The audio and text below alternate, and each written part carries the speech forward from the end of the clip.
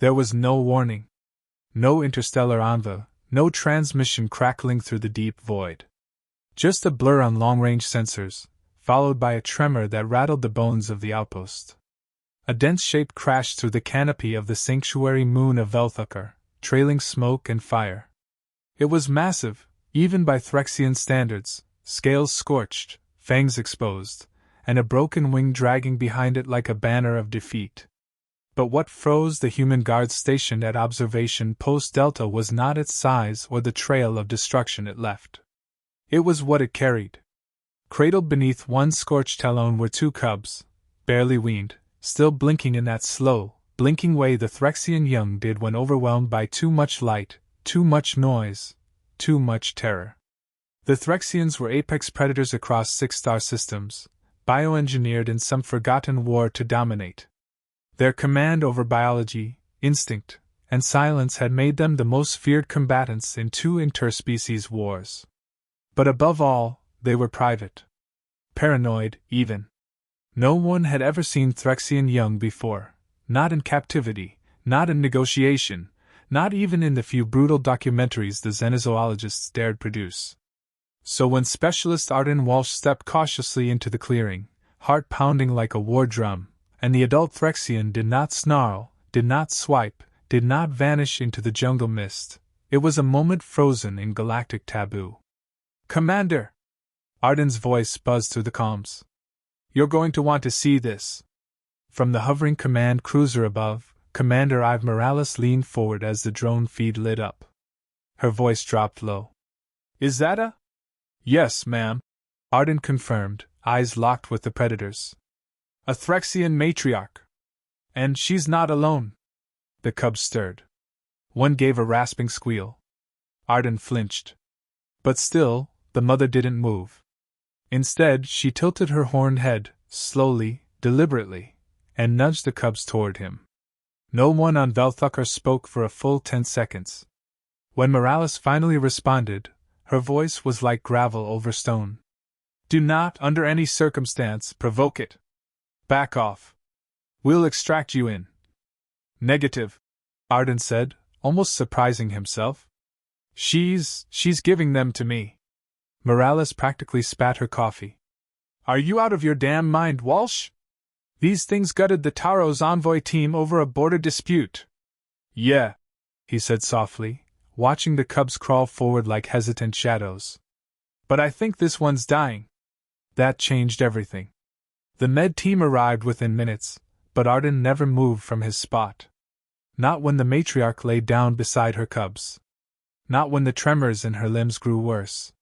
Not even when her gaze fell on him with that ancient, glacial finality. She was entrusting her bloodline, her legacy, to an alien. He didn't know why. He only knew he couldn't let her down. The Threxian matriarch died before nightfall. The cubs didn't cry. Threxians never did. But Arden swore he heard something like a sigh. The base named them Zek and Nar. Male and female, according to scans. Barely 20 pounds of muscle, talon, and instinct each.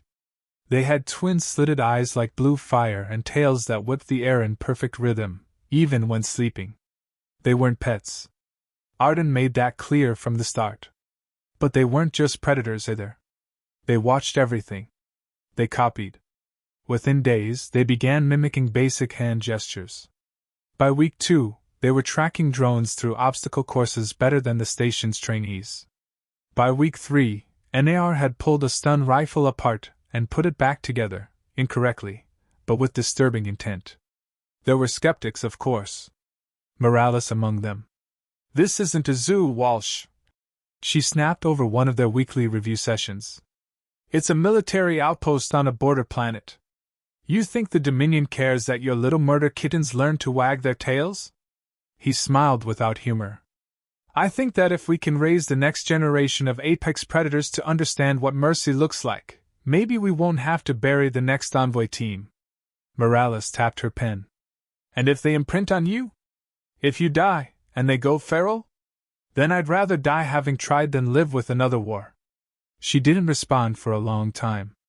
Then she approved the Threxian Behavioral Integration Program. with a memo so loaded with disclaimers it might as well have said, "This is probably a bad idea."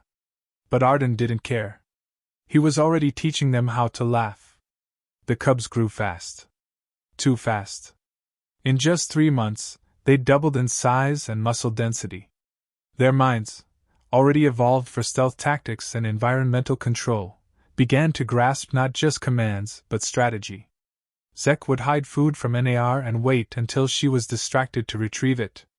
NAR, in turn, learned how to use the air vents to spy on personnel during shift changes. It was both terrifying and impressive. But it was the empathy that changed everything. One night, during a thunderstorm that cracked open the jungle sky, a young engineer named Leah was caught in a collapsing tree corridor. Her leg was pinned under the debris. The comms were down. The jungle was full of predators. And somehow Zek found her. Security footage showed him dragging branches away one by one, snarling at the dark until help arrived. He never left her side. He got a medal the next day. He ate it. Arden couldn't stop laughing.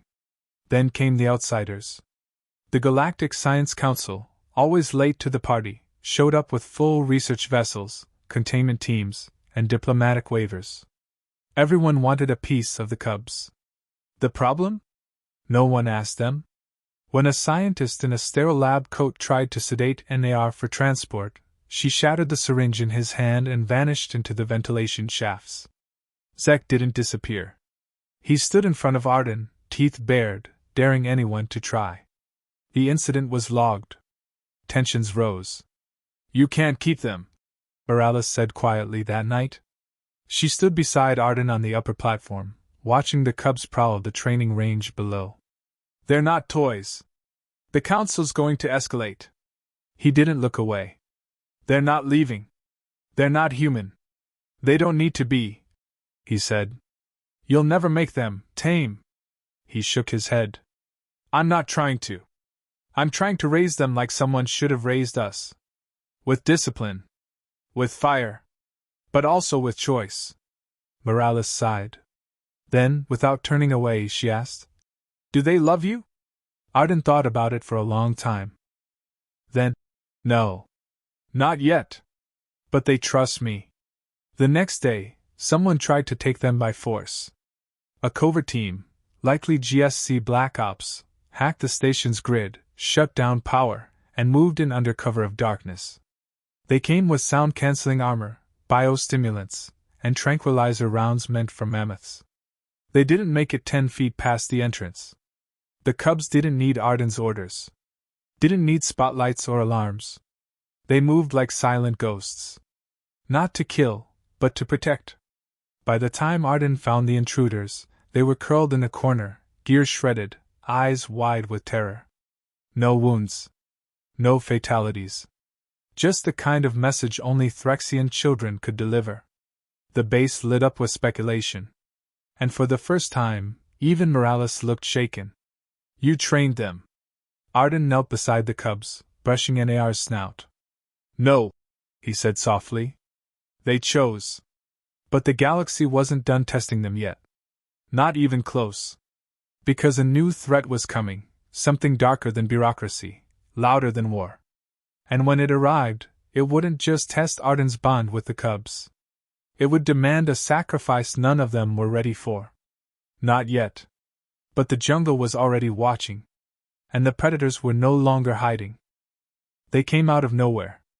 No transmission. No signature. Just a distortion on the outer perimeter sensors, like gravity had hiccuped. Then the sky split open over Velthukar. Not from above, but sideways. A shimmering black void tore itself into existence, hovering just outside the sanctuary moon's low orbit. It pulsed like a wound. And something emerged. It wasn't a ship, not in any way humans understood. It moved like it was part liquid, part machine, and part thought.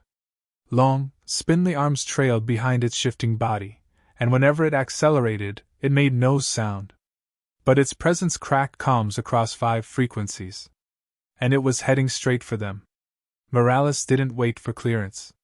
She declared an immediate lockdown across the moon, ordered all civilian scientists to retreat to orbit, and dispatched emergency drone fighters from the cruiser. Arden watched it all unfold from the main observation platform, Zek and NAR at his side, their tails lashing. They weren't scared. They were ready. "This isn't Phyrexian," Morales said flatly over the tactical comm. "Or Dominion.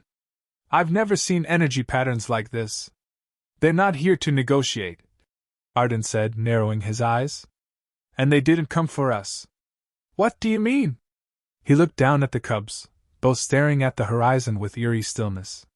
"They came for them." The drones didn't stand a chance.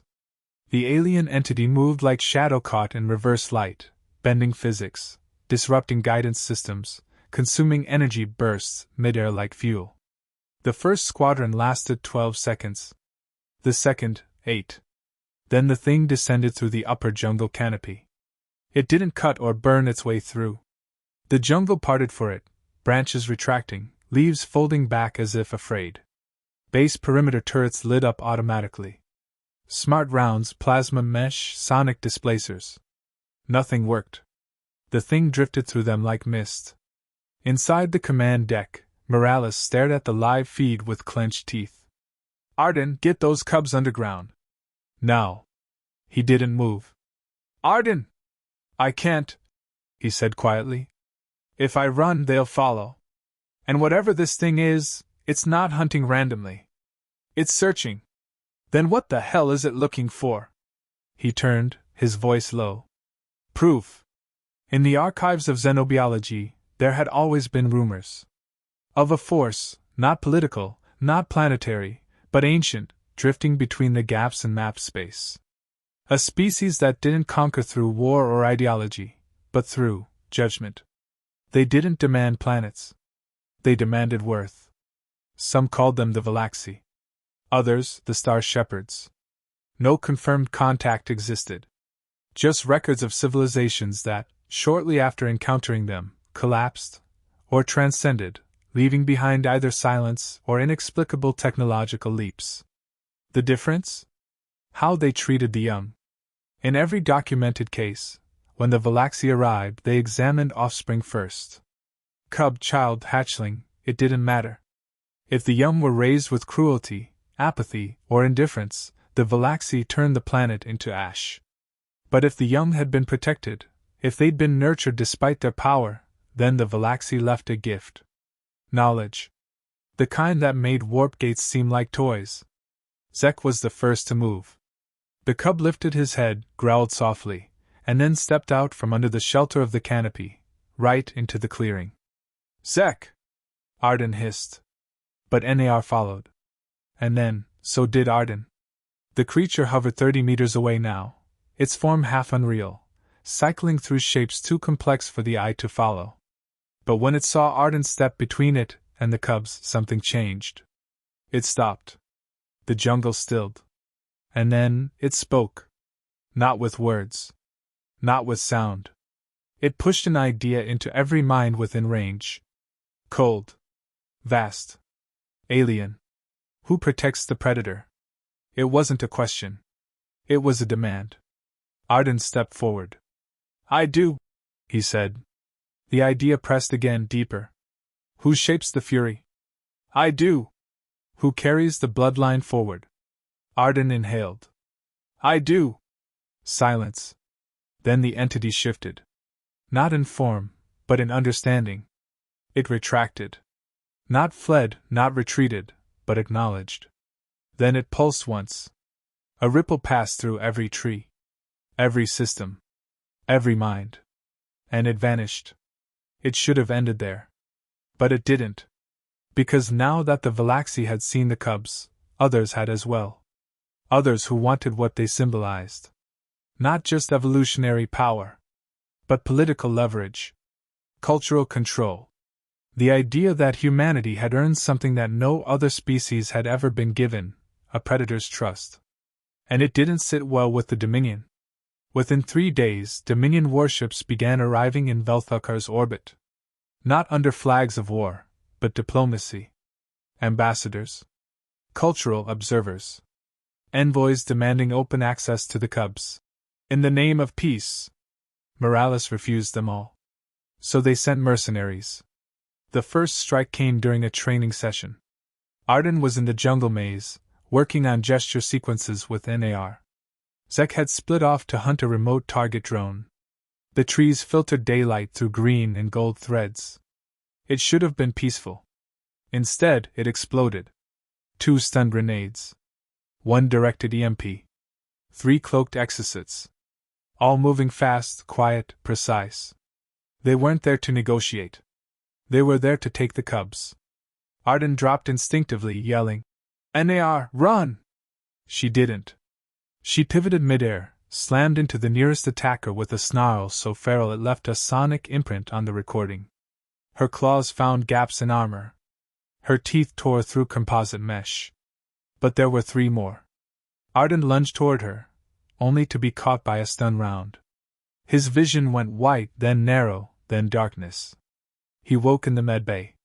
Commander Morales stood over him, arms crossed. "You almost died," she said. "NAR saved your life." He blinked. "Where is she?" "In decontamination. Covered in Dominion blood." He tried to sit up. "Zek?" Morales gave a rare smile. "Tracked the remaining 2 across 5 kilometers. Left them suspended in a tree." "Still alive?" "Mostly." Arden exhaled. "Good." Then he frowned. "This isn't going to stop, is it?" "No," Morales said. "Not until someone makes it stop." They held a war council. Not in the command center, but in the cub's habitat. Arden, Morales, a few trusted officers. And the cubs themselves. Zek sat coiled, tail flicking. NAR paced. "I can hide them," Morales offered. "We have transport scramblers. Off-world vaults. No one could find them." "No," Arden said. "That's what everyone's always done with the Threxians. Hidden them. Feared them. Used them. This is different." "How?" Arden turned to the cubs. "Because they get to choose." He knelt beside them. "Zek. NAR. You understand now. Others will come. Strong ones. Fast ones. Ones who want to take you, control you, make you into weapons." He looked up into slitted, intelligent eyes. "But you're not weapons. Your legacy." The cubs stared at him. Then NAR stepped forward, touched her head to his chest. It wasn't instinct. It was promise. Training intensified. They doubled the simulation cycles. Threw new threats at the cubs daily: drones, traps, decoys, cyber mimics. And the cubs adapted. Evolved. By the end of the week, they could take down a 6-limbed hunter drone without breaking stride. But Arden wasn't training them to kill. He was training them to decide. Every session ended with the same question: do you fight? Or do you protect? And slowly, the cubs began to distinguish between reflex and judgment. Then the first message came. Not from the Dominion. But from the Threxians. Encrypted. Brutal. Short. "We are coming. Not for war. But for trial." Morales read it twice. "Trial? They want to see if the cubs are still theirs," Arden said grimly. "Or if they've become something else. And if they don't like what they see?" He glanced out the viewport, where the cubs sparred under moonlight. "They'll try to take them."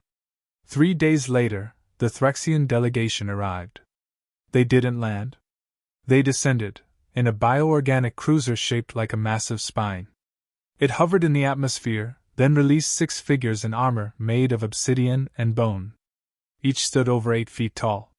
None of them spoke. They walked into the base without resistance. Arden met them in the courtyard. The largest stepped forward. His voice was like tectonic plates grinding. "You claim the right of mentorship." "I don't claim anything," Arden said. "They chose me. They are blood of the hunt. You are prey by species. This is contradiction." "No," Arden replied. "It's evolution." A pause. Then the Threxian raised one clawed hand and pointed to NAR. "She will face the trial of return. If she passes, she returns to the Pride. If she fails, we decide fate." Arden tensed. She won't go alone. She must. A second passed. Then NAR stepped forward, head high. Not afraid. Ready. The trial would begin at dawn. A circular arena. No weapons. No aid. Just instinct, intellect, and choice. If NAR survived, she would prove that her time with a human hadn't weakened her blood. If she failed. Arden didn't let himself consider that. He knelt beside her in the dark. You don't have to be like them, he said quietly. NAR looked at him. And then did something no Threxian had ever done. She licked his cheek. Not as predator to prey, but as cub to kin. The arena was ancient, older than any base on Belthakar. Unearthed by seismic scans weeks prior, it was a half-buried coliseum of obsidian stone, ringed by jungle and silence. No lights. No guards. Just dust, memory, and judgment. NAR stood alone in the center. Arden watched from behind the observation field, heart hammering. He wasn't allowed inside, not by Threxian law, nor by any sane survival instinct. But his hands gripped the railing like a lifeline. Commander Morales stood beside him, arms folded. You sure she's ready? No, Arden whispered. But she is. Across the arena, 6 Threxian elders loomed from the shadows, claws folded, expressions unreadable. Then, without warning, the trial began. The stones of the arena floor shifted, plates unlocking with a metallic hiss. From beneath rose her first challenger. It wasn't a Threxian. It was a synthetic predator. 3 meters tall. 6 limbs. Designed for a single function, test and terminate. Its eyes flared red. NAR didn't blink. The machine lunged, fast as lightning. NAR dropped low, rolled sideways, and struck behind the joint of its rear leg. Sparks flew. The machine whirled, missing by centimeters. Arden leaned forward, breath caught in his throat. Come on! The arena was not just a battlefield, it was a message. The Threxians weren't testing strength. They were testing soul. NAR moved like a whisper. Where the synthetic fought with precision, she fought with instinct. She flowed, dodging, feinting, probing weak points. The arena echoed with each impact, claws on metal, metal on stone. Then the machine adapted. Its arms split, revealing secondary blades. It shifted tactics mid-strike, caught her by the flank, and flung her into a wall. Arden swore and gripped the edge of the field. But NAR rose, limping, snarling. And then she did something no Threxian had ever done in a trial. She didn't counterattack. She spoke. End simulation. The machine hesitated. It wasn't built for commands. It twitched, blades buzzing. NAR took a step forward, eyes blazing. End. Simulation. The machine halted. It turned away. And shut itself down. The silence was deafening. Even the Threxian elders didn't speak. Because NAR had made a choice. Not to win by force. But to win by command. Arden exhaled like he'd surfaced from drowning. She ended it. Morales muttered. She didn't destroy it. She didn't need to. Arden said. She proved she's more than instinct. Across the arena, the next platform rose. This time, it wasn't a machine. It was a Threxian. A full-grown male in ritual armor. Massive. Silent. He stepped forward, claws crackling with bioelectric current. NAR didn't move. The elder raised one hand. This is the trial of reflection, he growled. This is not a test of power. This is a test of identity. Arden's gut twisted. Wait, what does that mean? It means, Morales said, they're not just testing her skills now. They're testing who she chooses to be. The Threxian male lunged. Not like the machine, there was no predictability, no cold logic. He fought with raw force, primal and overwhelming. NAR dodged twice, barely, but the third time, his tail struck her ribs, knocking her sideways. She rolled. Got up. Blood at her jaw. The male advanced, slow, steady. This is what you were born to be. he snarled. Not some tool of the prey. Not a pet. Nar lowered her head. Then she charged. Arden flinched, but not out of fear. Out of awe. Because in that charge he saw all of her training, hers and his. She didn't just attack. She outmaneuvered. She used the arena walls, springing from stone to stone, drawing the elder into overcommitting. She wasn't stronger. She was smarter. With a sudden pivot, she redirected his blow and sent him tumbling. She had him. She could end it. But she didn't. Instead, she stood over him, panting, and backed away. The elder stared at her from the dust, chest rising and falling. You hold victory, he growled. Nar didn't reply.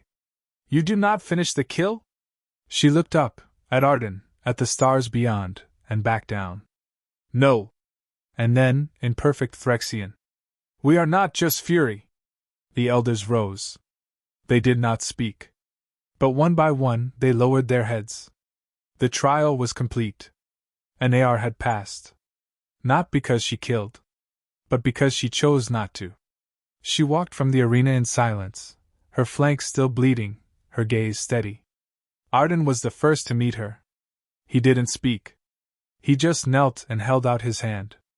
Nar pressed her snout against his palm. And for the first time, in front of her kind, accepted him as family. But peace didn't follow. Because while the Phyrexians accepted the result, the Dominion did not. They declared the trial invalid. Alien manipulation, they called it. Corrupted bloodline. Within 48 hours, they issued an ultimatum. Surrender the cubs, or face enforcement action. Morales looked at Arden grimly. They'll move in fast. Precision strikes. EMPs. You think we can hold? No, Arden said. Not conventionally. Then what's the plan? He looked out the viewport. To where Nar stood, now flanked by Zek. They don't want a war, he said. They want a statement. So we give them one? We give them the one. They didn't wait. They launched first. But not with ships. With a broadcast. A full-spectrum transmission, sent to every channel from the outer ring to the core worlds. A simple feed. Nar and Zek standing side by side. A human voice narrating. These are not weapons. These are not threats. These are children. Raised not to conquer, but to choose. And when the galaxy tried to turn them into symbols of fear, they made a different choice. They protected. They forgave. They evolved. And then footage rolled. Of the arena. Of Nar sparing the elder. Of Zek dragging survivors from the jungle. Of the Galaxy withdrawing. And finally, of Nar licking Arden's cheek. It wasn't sentiment. It was revolution. The galaxy saw it. And the Dominion knew they'd already lost the narrative. But they retaliated anyway. A stealth cruiser slipped into Velthukar's orbit under the cover of the broadcast storm. No flags. No beacons. It launched 2 drop pods. Each carrying a biocontainment team. They weren't coming to negotiate. They were coming to extract. Arden knew they'd come. So he waited. Not with soldiers. But with the cubs. Nar spotted them first, just shadows at the tree line. Zek tensed beside her. Arden raised one hand. Not this time. They moved as one. No alarms. No orders. Just instinct and memory. The invaders didn't stand a chance. Nar moved high, Zek low. They disarmed with surgical precision, non-lethal but absolute. Comms disabled. Exosuits shredded. One by one, they were herded to the clearing and forced to their knees. And then Arden stepped forward. You came for predators, he said. What you found were protectors. He gestured to the cubs. They chose restraint. I suggest you do the same. The Dominion agents didn't argue. They requested evac within the hour. The aftermath was quiet. Too quiet. Galactic networks debated ethics, identity, evolution. Thinkers argued whether Nar and Zek were anomalies or the beginning of a new path. But Arden didn't care. Because that night, The cubs curled beside him in the soft grass of the sanctuary dome. NAR, with one ear twitching. Zek's tail wrapped around Arden's boot. And for the first time since the crash, there was no fear in their breathing. Only trust. Only choice. But somewhere, beyond map space, past the borders of dominion and pride, something stirred. The Galaxy had seen the trial. And now they were deciding whether to return, whether to gift, or to judge again. Because the question still echoed. Who protects the predator? And for once, the answer was clear. The stars blinked out. No explosion. No tremor. No system failure. Just dark. Across Velthukar's sky, constellations vanished, one by one, as if snuffed out by an unseen hand. Communications collapsed. Gravity trembled. Even the birds fell silent mid-flight. It was back. The Galaxy. Not as a ship, or as a voice, but as a presence that bent space itself. The jungle didn't rustle. The wind didn't blow. Everything living knelt, voluntarily or otherwise. Including Zek and NAR. Arden stood alone in the center of the sanctuary platform, eyes scanning the black sky. He'd felt this pressure before. Like the universe itself was holding its breath. But this time, it wasn't here to test. It was here to decide. Morales' voice hissed through static. Are you seeing this? I feel it, Arden said quietly. No ships. No movement. Just blackout. Then the voice came, not a sound, but a thought that dropped into every mind across the system like a stone in still water. Judgment has arrived. The light returned, violently. A ring of blue fire encircled the sanctuary moon. Not a weapon. A portal. But one that didn't just punch through space, it replaced it. For a moment, Arden saw stars that didn't belong to any charted sky. Galaxies that pulsed like veins. Shapes that hurt to look at. From that ring, a figure emerged. Humanoid, but impossibly tall. Draped in folds of shimmering energy. No face. No limbs. Just the idea of form. The avatar of the Galaxy. NAR stepped forward. Zek followed. They did not growl. They did not hide. They waited. The entity hovered, as if tasting their presence. Then it spoke into thought once more. Bloodline. Broken and remade. Born for war. Offered peace. Arden stepped between them. I raised them to choose. We have seen. It turned slightly, an acknowledgement of him as something more than an insect. You protected what others would have feared. Fed what others would have caged. Taught the predator restraint. And taught the prey courage. Arden swallowed hard. Was it enough? The silence stretched. Yes. And then, the impossible happened. It knelt. Or rather, its form compressed, folding into itself like gravity was bowing to the idea of reverence. Then the gift shall be given. Light exploded. Every screen, every HUD, every implant within the system blinked blue. And then began to rewrite itself. Codes updated. Language packs expanded. Memory blocks tripled in efficiency. Artificial intelligence cores stabilized. Hyperspace routes previously too volatile to traverse, now perfectly mapped. Within seconds, humanity had leapt forward 5 centuries. Just like that. The Galaxy had delivered their reward. But it wasn't just tech. On the sanctuary floor, a new structure formed. Organic metal twisted from the ground, forming a small obelisk between Arden and the cubs. It glowed softly, pulsing in time with their breathing. Zek touched it first. And when he did, Arden felt something open. A connection. A bridge between instinct and mind. Between predator and protector. Between them and us. The Galaxy had given more than technology. They had given understanding. Then the entity turned. To NAR. To Zek. What are you now? The question echoed like a canyon sigh. NAR looked to Arden. Then to the sky. And she answered, using no words at all. She stepped beside Arden. Pressed her head to his hand. then looked back at the Galaxy. It understood. Chosen. Not controlled. Guardians. Not weapons. Kin. Not pets. And then it faded. The portal closed without sound. The stars returned. And the Galaxy were gone. But their message remained. And it rippled across the galaxy like thunder beneath still water. The young matter. The way they are raised. The choice they are given. The trust they offer. These are the foundations of civilization, not just territory, or firepower, or control. Civilizations that failed to understand this would be left behind. Those that nurtured it would ascend. Within weeks, the political landscape shifted.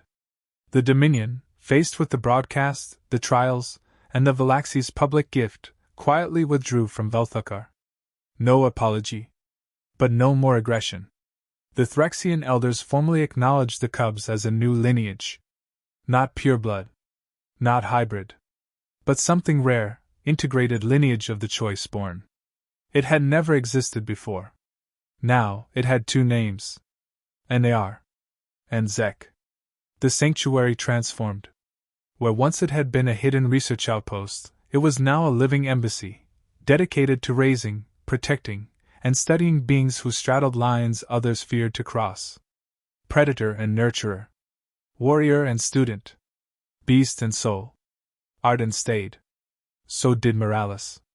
And so did a growing number of species who saw what had happened not as an anomaly, but as the beginning of something better. They came from broken empires, damaged worlds, failed creeds. But they all asked the same question. Will you help us raise ours the same way? And every time, Arden gave the same answer. If they're willing to choose, we're willing to try. 1 year later, a new cub arrived. Not Threxian. Not human. But something new. Its species unknown. Its past brutal. Its eyes full of fear. And when it looked at Nar, it didn't growl. It hid behind her. Nar didn't attack. She curled her tail around the cub and guided it to the training grounds. Zek followed with a piece of meat. It took hours. But the cub finally ate. And after, it slept between them. Peacefully. Like it had finally found a pack. That night, Arden stood on the observation deck, watching stars crawl by. Morales joined him. Do you ever think this was all an accident? She asked. That a predator crashed onto our moon and handed you her children? No, she said. That we didn't ruin it. He smiled. Every day. She looked at him. So what's next? He didn't answer right away. He watched Nar teach the new cub how to climb the obstacle course. Watched Zek reset the automated turrets with his claws. Watched the jungle sway with gentle life instead of fear. And then he said, We keep raising them. Who? He looked at her. All of them. Because predators were never meant to be raised alone. They were meant to learn. To stumble. To question. To choose. And for the first time in galactic history, someone had given them that chance.